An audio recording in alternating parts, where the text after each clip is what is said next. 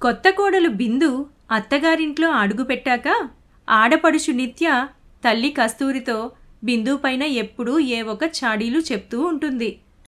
అమ్మా, వదిన చూసావా? రోజుకొక కొత్త చీర కడుతుంది. ఏదో పెద్ద ఫంక్షన్కి రెడీ అయినట్టు. రోజూ నగలు పెట్టుకొని అలా మేకప్ వేసుకొని ముస్తాబవడం అంత అవసరమా? కొత్త పెళ్లి కూతురు ముస్తాబవడంలో తప్పే ఉంది. మంచిదే కదా. అన్నయ్య ముందు ఇలా మాట్లాడుకు, వింటే బాగోదు. కాలేజ్ ఫేర్వెల్ ఫంక్షన్కి కొత్త డ్రెస్ కొనమన్నాను. ఇంకెప్పుడు కొంటావు? అబ్బా, కొంటానులేవే. ముందు వదిన దగ్గరకు వెళ్ళి నేను పిలుస్తున్నానని చెప్పు.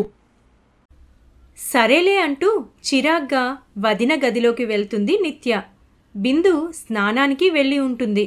మంచం పైన చీర నగలు పెట్టి ఉంటాయి. డ్రెస్సింగ్ టేబుల్ దగ్గర ఉన్న మేకప్ సామాన్లు, లిప్స్టిక్లను నోరు వెళ్ళబెట్టి చూస్తుంది నిత్య. చీర తీసుకుని అలా భుజం పైన వేసుకుని అద్దంలో చూసుకుంటూ ఉంటుంది. అంతలో బిందు స్నానం చేసి వస్తుంది.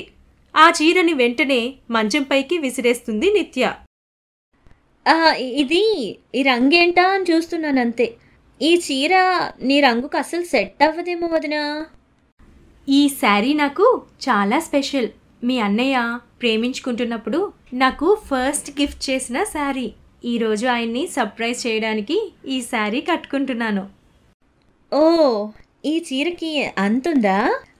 అన్నయ్య చెల్లికేమో పెద్ద చాక్లెట్స్ కొనిస్తాడంట. లవర్కైతే చీరలు నగలు. ఇప్పుడు భార్యమణయింది. ఇంకేమేం గిఫ్ట్లు ఇస్తాడో ఏంటో. ఏంటి నిత్య అలానే ఉండిపోయా? అది ఏం లేదు వదినా, అమ్మ రమ్మని చెప్పింది. ఇదిగో రెడీ అయి వస్తాను. బిందు ఇంకా శివల పెళ్లి జరిగి కొన్ని వారాలవుతుంది. బిందు కూడా శివతో పాటు ఒకే కంపెనీలో పనిచేస్తుంది. అలా వాళ్ళ పరిచయం, ప్రేమ, పెళ్లి ముడిపడతాయి. నిత్య బీటెక్ ఫైనల్ ఇయర్. అందరి కాలేజ్ అమ్మాయిల్లానే తనకు కొత్త కొత్త బట్టలు వేసుకోవాలి, మంచిగా రెడీ అవ్వాలి అని ఉంటుంది. కానీ అమ్మ కస్తూరి నిత్యని చదువుపైనే ధ్యాస పెట్టమంటూ పిచ్చి ఫ్యాషన్లవి చెయ్యొద్దంటూ వారిస్తూ ఉంటుంది. ఎప్పుడైతే బిందు ఇంటికి వస్తుందో అప్పటి నుండి తెలియకుండానే తనపై కుళ్ళు, అసూయ వచ్చేస్తాయి నిత్యకి. వదిన ఇంట్లో లేని సమయంలో తన గదిలోకి వెళ్ళి తనకు నచ్చిన లిప్స్టిక్లు, నెయిల్ పాలిష్లు, కాజల్ పెన్సిళ్ళు అలా తన దగ్గర లేనివి తీసుకుని దాచిపెట్టుకుంటుంది. ఏమండి, మొన్ననే కొత్త షేడ్ లిప్స్టిక్ కొన్నాను, అది కనబడటం లేదు, మీరేమైనా చూసారా? లేదు బిందు, అక్కడే ఎక్కడో ఉంటుంది, సరిగ్గా చూడు. లేదంటే బ్యాగ్లో పెట్టావేమో, ఒకసారి చూసుకో. అన్నయ్య, ఫంక్షన్కి టైం అవుతుందట, తొందరగా రెడీ అయ్యి రమ్మంటుందమ్మ. నిత్య, చాలా అందంగా రెడీ అయ్యావు. ఈ లిప్స్టిక్ షేడ్ కూడా నీకు నప్పింది. థ్యాంక్ యూ వదినా. సేమ్ షేడ్ లిప్స్టిక్కే నా దగ్గర ఉండాలి, కనిపించడం లేదు. సర్లే, టైం అవుతుంది కదా, ముందు వెళ్దాం పద అంటూ అందరూ కలిసి కార్లో బయలుదేరతారు. నిత్య వేసుకున్న నెయిల్ పాలిష్ చూస్తుంది బిందు. ఆ కలర్ నెయిల్ పాలిష్ తనకి వాళ్ళక్క అమెరికా నుండి తెచ్చింది. అది కూడా తన దగ్గర కనబడట్లేదని మనసులో అనుకుంటుంది. చచా, నిత్య ఎందుకు తీస్తుంది? అయినా అలాంటివే ఉండవా ఏంటి అనుకుని ఆ విషయం గురించి ఆలోచించడం మానేస్తుంది. అంతలో కస్తూరి, బిందు, ఈ నెలలోనే మా పిన్నిగారి మనవరాలి పెళ్ళుంది. ఆ ఫంక్షన్కి మీ పెళ్లి సమయంలో ఆకుపచ్చ చీర కొన్నాం చూడు, అది కట్టుకో, చాలా బాగుంటుంది. మరి నేను లాస్ట్ ఇయర్ చంటి పెళ్ళికి ఇదే డ్రెస్ వేసుకున్నాను. మళ్ళీ ఈరోజు ఫంక్షన్కి కూడా ఇదే. ఇంకా ఆ పెళ్ళికి కూడా ఇదే వేసుకోవాలా? ఏంటే, నీకసలు బట్టలే కొననట్టు మాట్లాడుతున్నావు? బీరువా నిండా డ్రెస్సులున్నాయి కదా. అవన్నీ నీ టేస్ట్కి తగ్గట్టే కదమ్మా కొన్నావు. ఒక్కటైనా మోడర్న్గా ఉంటుందా? అవి వేసుకుంటే పిచ్చిదానిలా ఉంటాను. సరేలే, అవేవి నచ్చకపోతే మళ్ళీ ఈ డ్రెస్సే వేసుకో. నాకు అసలు ఏమీ వద్దు, నేను పెళ్ళికే రాను, మీరే వెళ్ళండి. కస్తూరి భర్త లోకేష్ చిరాగ్గా ఇద్దరినీ కాస్త నోరు మూసుకోమని అంటాడు. అంతలోనే ఫంక్షన్ హాల్ రావడంతో అందరూ లోపలికి వెళ్తారు. లోకేష్ తరపు బంధువుల వాళ్ళ పెళ్లి కావడంతో అందరూ బిందుని పలకరిస్తూ తన చీర నగలు బావున్నాయంటూ చెప్తూ వచ్చి బిందు శివలతో ఫోటోలు దిగుతూ ఉంటారు. నిత్య అక్కడ ఎవరూ తనని పట్టించుకోవడం లేదని భోజనాల దగ్గరకు వెళ్తుంది. అక్కడ తన కజిన్ స్వాతి స్టైల్గా లెహెంగాలో వస్తుంది. నిత్య తనని చూసి చూడనట్టు మొహం తిప్పుకుంటుంది. కానీ స్వాతినే తన దగ్గరకు వస్తుంది. ఏంటే మళ్ళీ చిరాగ్గా ఈ డ్రెస్సే వేశావు? కొంచెం స్టైల్ మార్చవే బాబు. నేనేం వేసుకున్నా బానే ఉంటాను, కానీ నువ్వేంటి ఇలా ఉన్నావు? ఒక్కసారైనా అద్దంలో చూసుకున్నావా? ఏమైందే, బాలేదా? నేను నా ఫ్రెండ్స్ వెళ్ళి 4 షాపులు తిరిగి మరీ కొన్నాం. అవునా? చచ్చా, అనవసరంగా డబ్బులు వేస్ట్ చేసుకున్నావు. నేను నీ కజిన్ని కాబట్టి చెప్తున్నా, ఇంకోసారి ఈ డ్రెస్ వేసుకోకు. నీ బాడీకి అస్సలు సెట్ కాలేదు. ఈ డ్రెస్లో నీ అందమే తగ్గిపోయింది. అలా నిత్య కుళ్ళుతో చెప్పిన మాటలు స్వాతి నిజమనుకుని వెంటనే డ్రెస్ మార్చుకుంటానని డ్రెస్సింగ్ రూమ్కి వెళ్తుంది.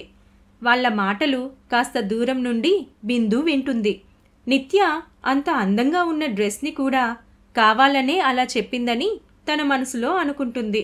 కొన్ని రోజుల తర్వాత నిత్య ఫేర్వెల్ పార్టీ కోసమని కస్తూరి బిందుని తీసుకుని వెళ్ళి ఒక మంచి డ్రెస్ సెలెక్ట్ చేపిస్తుంది. సాయంత్రం కాలేజ్ నుండి వచ్చిన నిత్యకు ఆ డ్రెస్ని తెచ్చి ఇస్తుంది వాళ్ళమ్మ. ఛీ, ఏంటమ్మా ఈ డ్రెస్? నా ఫ్రెండ్స్ అందరూ ఎంత కాస్ట్లీ డ్రెస్సెస్ కొనుక్కున్నారో తెలుసా? అయినా నా డ్రెస్ నేను కదా సెలెక్ట్ చేసుకోవాలి. పద, ఈ డ్రెస్ వెంటనే ఎక్స్చేంజ్ చేద్దాం. ఏమైంది నిత్య? ఈ డ్రెస్ నేనే సెలెక్ట్ చేశాను. ఈ కలర్ నీకు చాలా బాగుంది. అయినా ఇదేం చీప్ కాదు, 3000 రూపీస్. అయినా ఫేర్వెల్కి ఇంతకంటే కాస్ట్లీ డ్రెస్ ఎందుకు? నీకెందుకు వదినా? మా అన్నయ్య నీకు ఇంతకంటే కాస్ట్లీవే కొంటున్నాడుగా. అయినా మా డబ్బులతో నాకు కొంటే నీకేంటి బాధ? ఏంటే వదినతో అలా మాట్లాడుతున్నావు? పెద్ద చిన్న తేడా లేకుండా. అయినా వదిన తప్పేమంది? కాలేజ్ ఫంక్షన్లకి అంత ఖరీదైన డ్రెస్సులు ఎందుకు? అయినా అన్నయ్య తన భార్య కోసమేగా కొంటున్నాడు. దానికి నీకేంటి బాధ? నీ డబ్బులు కాదు కదా. నువ్వు మాట్లాడినట్టే నీకు సమాధానం చెప్పాలని ఇలా అంటున్నాను. అయినా ఈ మధ్య చూస్తున్నాను, బాగా నోరెక్కువైంది. అసలు నువ్వు కాలేజ్కి చదువుకోవడానికి వెళ్తున్నావా, స్టైల్ చేయడానికి వెళ్తున్నావా? పోన్లేండి అత్తయ్య, చిన్నది కదా, తనకి తెలియక అంటుంది. ఊరుకోండి. మా అమ్మ నన్నంటే అంటది. నీకేంటి మధ్యలో? మా విషయాల్లో జోక్యం చేసుకోవద్దు. ఆ మాటకి కస్తూరి కూతురి చెంప చెల్లుమనిపిస్తుంది. జరుగుతుంది గదిలో నుండి శివ వింటూనే ఉంటాడు. నిత్య ఏడుస్తూ కోపంగా గదిలోపలికి వెళ్ళిపోతుంది. కస్తూరి బిందుకి సంజాయిషి ఇవ్వబోతుంటే బిందు, మీరేం చెప్పొద్దత్తయ్య, తనది చిన్నపిల్లల మనస్తత్వం. మీరు కోపగించుకోకుండా తనతో ప్రేమగా ఉండండి, లేదంటే తను బాధపడుతుంది. పోనీ ఈ డ్రెస్ తనకి నచ్చలేదు కదా, తనకి నచ్చిన డ్రెస్సే కొందాం అంటూ బిందు చెప్తుంటే తల్లిలాంటి తన మంచి మనసుకి కస్తూరి చాలా సంతోషిస్తుంది. నిత్య దగ్గరకు వెళ్ళి అసలు తను వదినతో ఎందుకలా కోపంగా మాట్లాడుతుందని అడుగుతుంది. దానికి నిత్య చెప్పిన మాటలు విన్న కస్తూరి తన దగ్గర లేని వాటి గురించి ఆలోచిస్తూ వదిన దగ్గర ఉన్న వాటిని చూసి నిత్య బాధపడుతుందని గ్రహించి సొంత వాళ్ళని చూసి అలా అసూయ పడటం తప్పని తనకి అర్థమయ్యేలా చెప్తుంది. వదినలా నచ్చినవన్నీ కొనుక్కోవాలంటే ముందు చక్కగా చదువుకుని మంచి ఉద్యోగం సంపాదిస్తే నచ్చిన జీవితాన్ని అనుభవించొచ్చని కస్తూరి కూతురుతో ప్రేమగా చెప్తుంది. ఆ మాటలు విన్న నిత్య అమ్మ తనతో ప్రేమగా ఉందని సంతోషిస్తుంది, కానీ ఆ మాటలేవి తలకెక్కించుకోదు. ఫేర్వెల్ డే ఫంక్షన్కి తనకి నచ్చిన డ్రెస్ కొనిపించుకుంటుంది. అప్పటికి వదినతో సరిగ్గా మాట్లాడదు. ఒకరోజు బిందునే నిత్య దగ్గరకు వెళ్ళి తనకి నచ్చిన మేకప్ సెట్ ఇంకా డ్రెస్కి మ్యాచ్ అయ్యే జ్యువెలరీ సెట్ గిఫ్ట్గా ఇస్తుంది. అవి చూడగానే నిత్య, ఇవి నా కోసమా? సారీ వదినా, నీతో చాలా రూడ్గా మాట్లాడాను. నాకు ఇవి చాలా నచ్చాయి. థ్యాంక్ యూ వదినా, థ్యాంక్ యూ సో మచ్. మన మధ్య సారీలు థ్యాంక్స్లు ఏమీ వద్దు. బీ హ్యాపీ ఆల్వేస్ అంటూ బిందు నవ్వుతూ మాట్లాడుతుంది.